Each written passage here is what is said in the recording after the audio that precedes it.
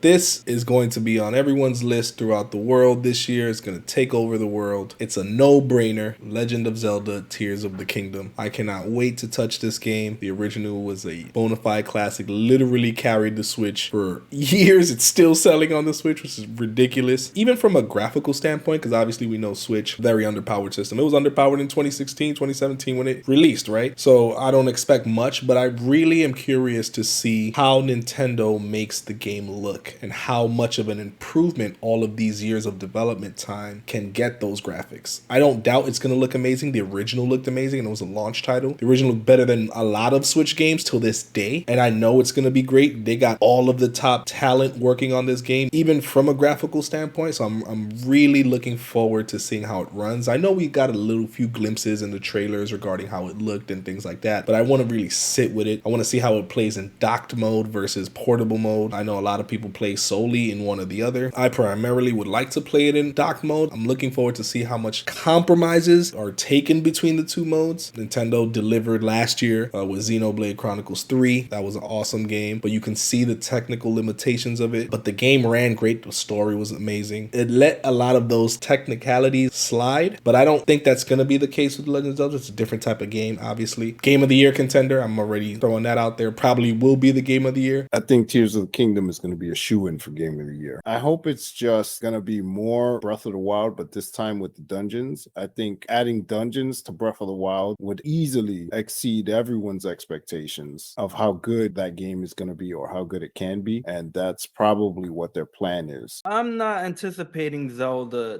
too much because to me, it looks exactly the same as Breath of the Wild. The same engine, same world. It's been 6 years. So historically, Nintendo moves on to a brand new Zelda by this much time. They'll have a new engine, a new story, like the next generation Zelda. This is just more of the same to me. I don't want to play the same game again with just different background, different dungeons, different costumes, different swords that break after 3 hits. I don't want more of that.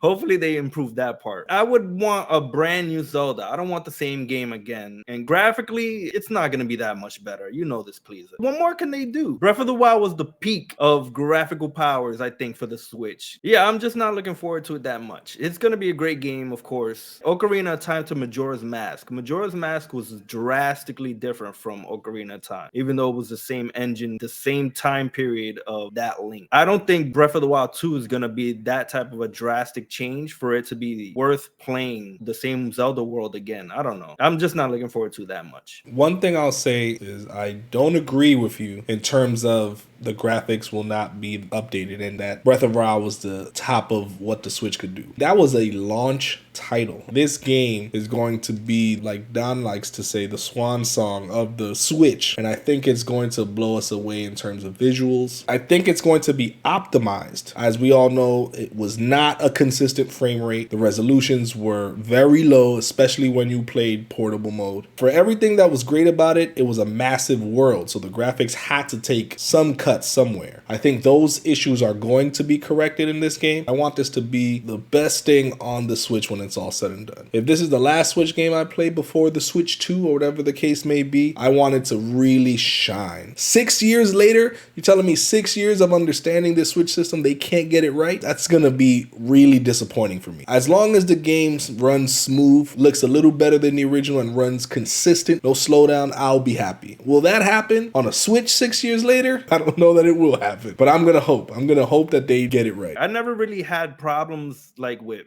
frame rate or slowdown or anything like that. I was so immersed in the game, I don't remember any of that. I mean, just looking at Xenoblade 3, I think this is almost guaranteed to be running as good as anything can on the Switch. Xenoblade 3 has a lot of things going on when you're in a battle, especially towards the end of the game where you're fighting like 5 or 6 massive enemies at once, all doing these massive attacks, and there's explosions and lasers and all this other crazy stuff going on the screen at once, and you don't really notice any slowdown. And if they're doing this for a game like Xenoblade, which is like an up-and-coming franchise for Nintendo, they're definitely going to make sure Zelda can do the same, if not more. I agree. I think that they know they have to put everything they have into this game. We're not expecting another Mario game this generation, I can tell you that. Mario Odyssey was pretty flawless. Very minimal slowdown, if at all. The game looked great. I expect the same love and care to attention for Zelda, because let's be honest, Nintendo only does their AAA franchises great, and I don't expect this game to disappoint. I think to Desert Eagle's credit, the real question is, how will this game differentiate itself from Breath of the Wild? How can it really say this is not Breath of the Wild DLC, but this is actually something you should pay 60 cash for? Another thing I hated about Breath of the Wild, besides the weapons breaking and the shields and all that, the weather system. For a game that you spent 50% of the game climbing and it's raining all the damn time in the game and you can't climb, that used to piss me off so much, because I would play on the train.